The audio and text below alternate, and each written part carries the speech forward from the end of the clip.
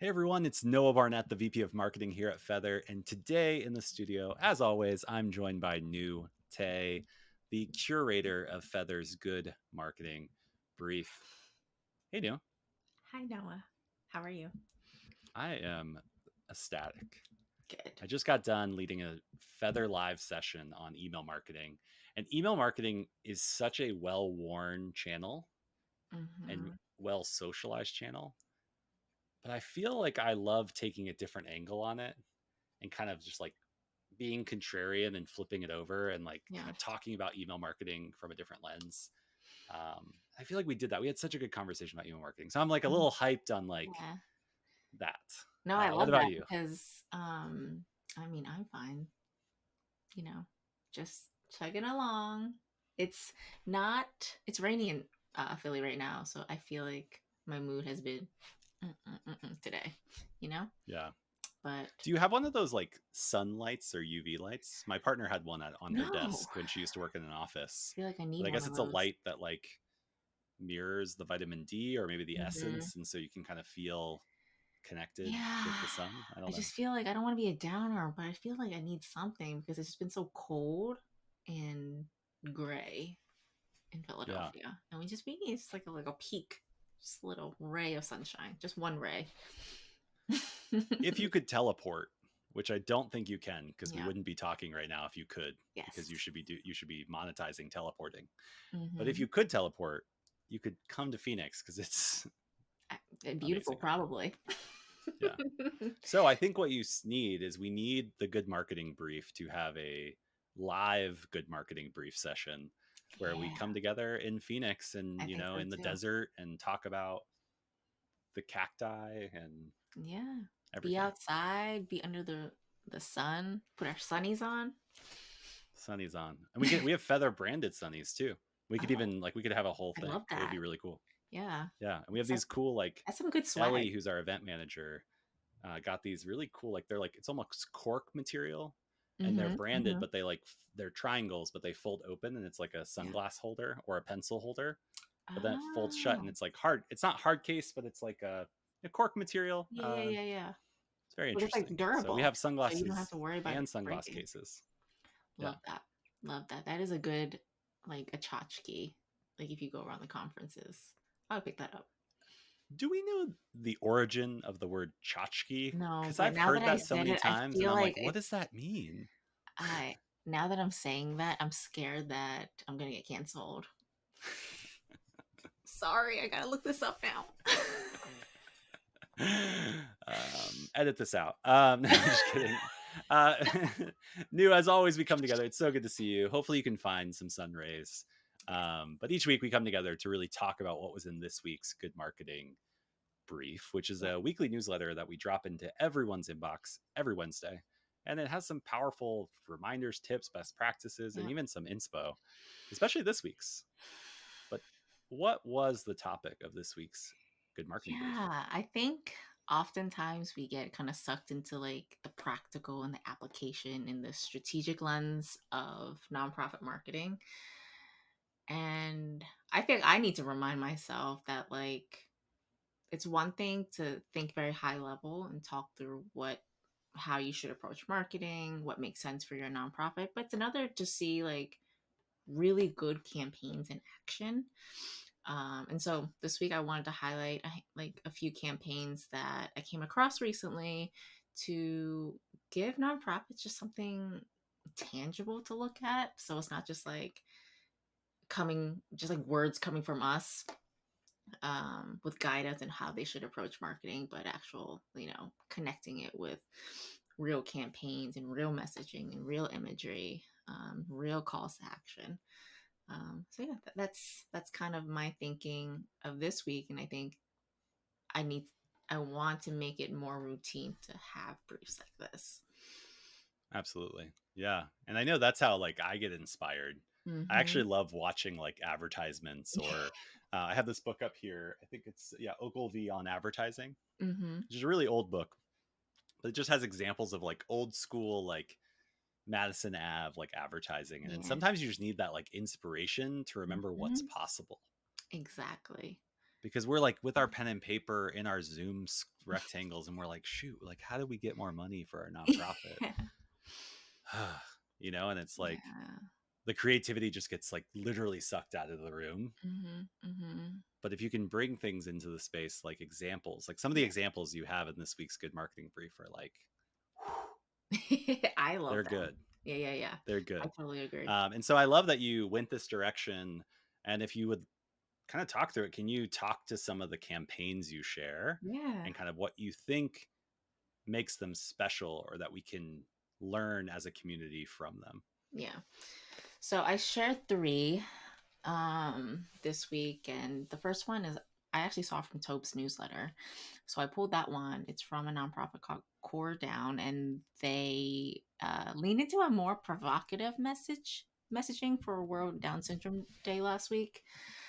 And so if you watch the video advertisement, you see that it's like super powerful. It's very bold. It's about a girl with Down syndrome who, basically tells a story of how, if you think that I can't, then I won't. But if you think that I can, then I will. Meaning like if I go to a bar and I order an alcoholic drink and you don't serve me an alcoholic drink, that's your assumption and that becomes my reality.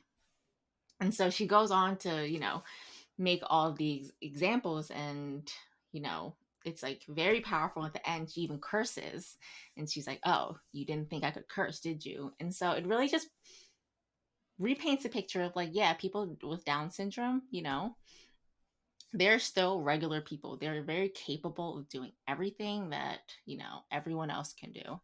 And so I really, really love that example. I'm so glad Tope shared it with me because, like, even as I'm talking about right now, I'm getting very excited. I'm getting goosebumps um, because of how like impactful it was, at least like for someone like me. Mm-hmm. Yeah, it was an incredible campaign. And I think what it uses is disorientation to then reorient, which is just a Mm-hmm. powerful concept in storytelling that, Yeah. even if you just look at like, regardless of kind of religious context, but if you look at even some of the parables in various religious texts, it's Mm-hmm. about like this thing coming in and disorienting given kind of the state of something with Yeah. the intention to then reorient in a different way. And we can Yeah. use that same opportunity in our advertising and our storytelling. And this Yeah. did an incredible job, like just Yeah. incredible. I think I've seen it all over the internet. And that's exactly what Mm-hmm. you want, is like this beautiful story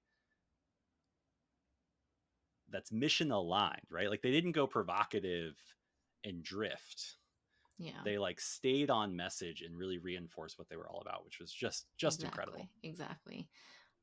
And it stood out, right? Because it's Any other not campaigns that stood out this week? it doesn't. Yeah. So the other two, the other one was Charity Water, which I really love this one. I saw it. They did a really good job with their marketing because I saw this everywhere. I saw it through social ads. I saw it on my email because I'm a Spring member. Um and then I also saw it on just like their organic social media and it was fun because they made it into like this like quiz, right? Asking all these like controversial questions of like, do you eat pineapple on your pizza? Me? Yes, I do. And I know that's like shame on you. I feel like I'm Oh, the me only too. person in my There's life. only one way to eat pizza. Some other questions I asked were like, did Rachel cheat on Ross? Do you like cilantro? So it's like things that are not relevant at all to water, but it's kind of like pop culture references. So you're like, oh yeah, let's like engage in this. This is fun. Like it's bringing me back to like 17 magazine or like BuzzFeed quizzes, right? That are just like ridiculous, but you would spend time in them because they're kind of fun.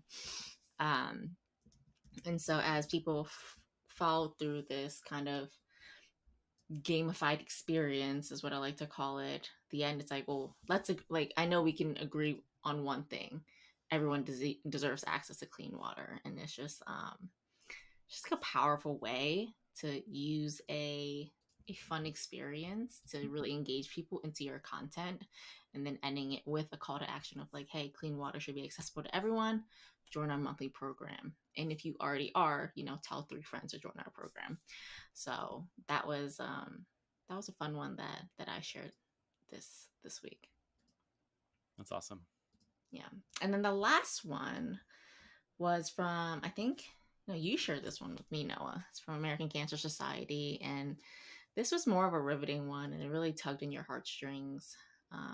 At least for me, because I mean, I think I've told you before, and I even mentioned in this brief that my dad had passed away from cancer a few years ago. And so this experience was very, like, it resonated a lot with me because it shows this black and white video advertisement of a man basically calling a ride, because as when you have cancer, you can't do the things, especially if you're going through chemo, because it weakens your body, so you can't do the things that you normally do, like driving a car. And so the ad basically paints out that whatever you donate, this is something that you're supporting. Like, American Cancer Society provides free rides to people who are going to chemo treatment.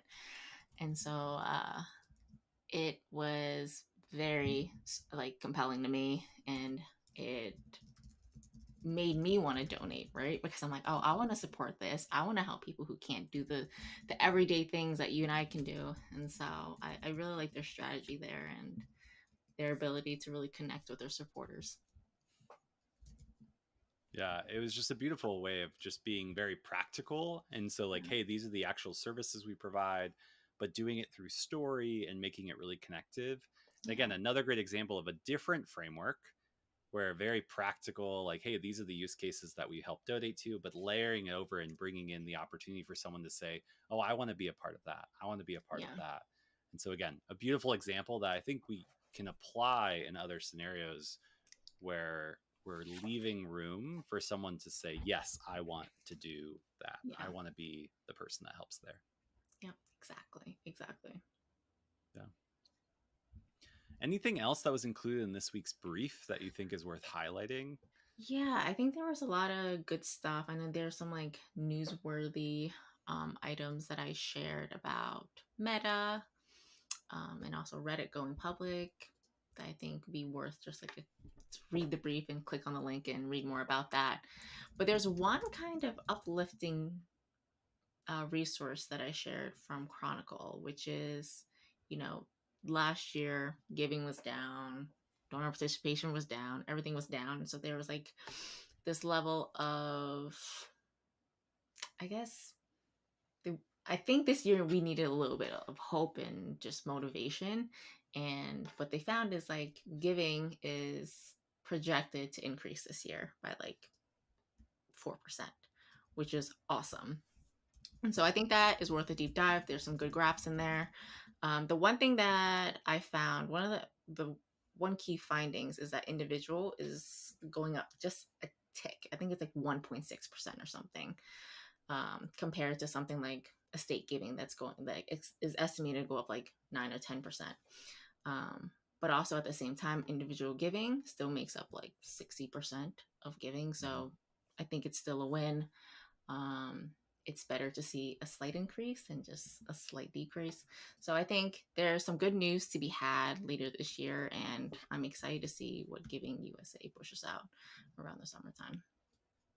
Absolutely. And I think one thing I remember talking about with an external kind of consultant or something was about how there's often a perception that in a highly political year that giving to maybe traditional charities or tradition giving entities will decrease, but the percent of political, and actually maybe when we had this conversation in the good Yeah. marketing brief, the percent of actual giving that goes to political campaigns even in highly campaign years Mm-hmm. is relatively small. Yep. But the political year also highlights a bunch of core issues that Mm-hmm. nonprofits are working on. Yep. And so there can actually be this opportunity to build momentum on the spotlight and actually raise more for your charity in a political year, or collectively more Yeah. giving, not just attributed Exactly. to the political side, but for other causes as well Yeah. that are highlighted because of the political spotlight. And I Yeah. thought that was really great because I've always looked at it as like, wow, it's a political year. Like, you're going to be competing for dollars.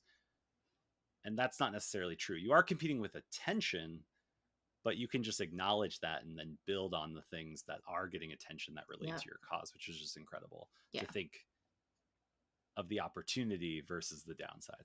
Absolutely. I think there's a lot of opportunity to leverage those causes because they're going to come out. The candidates are going to be talking about different policies and everything, and finding the ones that are relevant to your mission and kind of leaning into that is going to be a great opportunity for nonprofits. Absolutely. Anything else that was worth highlighting in this week's brief before we kind of close out? Um, I mean, there's a lot of good stuff. There was a podcast episode with, it's like What the Fundraising with Mallory Erickson about, diving into some behavioral science, in email marketing. And Laura talks a lot about, you know, how often like you should be sending emails and how frequent.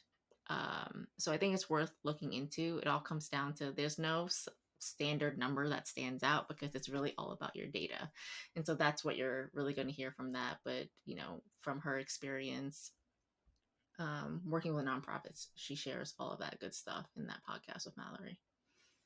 Yeah, I think that's a lesson in all marketing is Mhm. there's no tricks No and magic tips that number. work Yeah. universally. Yeah. It's not magic. It's actually about good marketing. That's why we have the good marketing brief. That's why we have the good marketing framework. It's about applying an approach to get to the answer Yeah. versus assuming that there is an answer, Yeah. because Exactly. there isn't an answer that's a fit for everyone. There's Hmm. the answer that's fit for you in the context that you're in any given moment. And then even Yeah. within that, it's a playground, not a precise science. Yeah. Exactly. um I think oftentimes, not just nonprofits, but everybody, we all look for like the secret formula to unlock success. And oftentimes it really just depends on your audience, right? And what works for them. And you're not going to find that out unless you're testing different things and testing your results against each other to see, which ones perform better. Absolutely. Well, as always, the good marketing brief that we do here is just to highlight what's in the newsletter every single Wednesday in the inbox. And so if you're not subscribed to the newsletter and receiving the brilliant curation from Nhu every Wednesday, definitely click the link below or look in the show notes so that you can make sure you get the good marketing brief each and every Wednesday Yeah. morning. Nhu, it's always a pleasure to work with Yeah. you and to partner with you on this. And again, we'll do it again sometime. Yep. That sounds good. Thanks, Noah. Thanks, Nhu. Thanks, everyone. Have a good